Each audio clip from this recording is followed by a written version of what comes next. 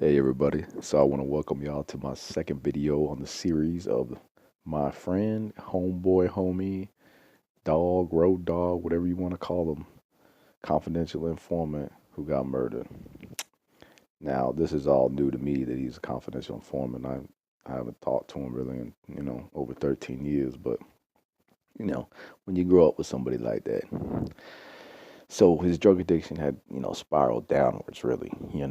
He was caught in that black hole chasing that dragon of heroin, opioid addiction, probably crack cocaine as well. In the article, his mom talks about how she used to find gold Brillo pads all over her house and little pieces of it. So she later found out that he was using to clean his crack pipe.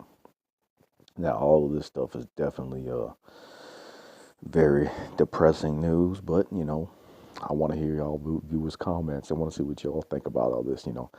How do you feel about the department, the law enforcement, the sheriff's department, using a known drug addict to contact drug dealers and paying him money so he can, most naturally, he's probably using that money that he's getting paid to set up these drug dealers to go buy and score more drugs.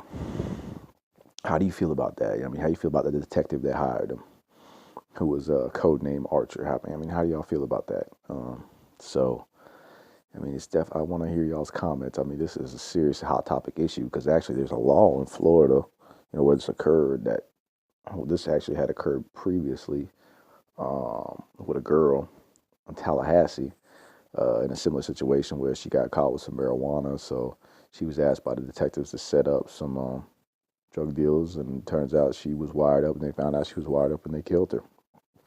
They brought the two men to justice, but still the woman's gone, and it's a sad, sad state. So how do y'all feel about the cops using a known drug addict and paying him money to go and set up drug buys to knock off drug dealers?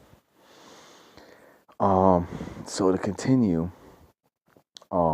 his body was dumped in Rabonia, and they couldn't figure out who it was at first. They found his mom's car because his mom was in jail at the time when this finally happened.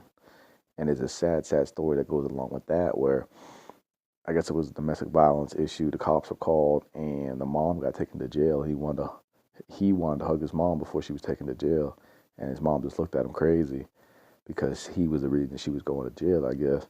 And then that was the last time she ever seen him. Isn't that sad, depressing? There's so many layers of the story. I mean, it's fascinating, really, how it all just played out. Just like I was telling you, just like a novel. It's really ridiculous, But that's the life we live in. Drugs, money, murder. It's just ridiculous. So you guys think it was over the $20 of Suboxone, or do you guys think it was that he found out that he was a confidential informant? All right, y'all. This video was already gone on for about 3-4 minutes. Stay tuned for the next episode tomorrow. Try to wrap it up tomorrow. But if not, we'll go on to the fourth episode. Y'all take care.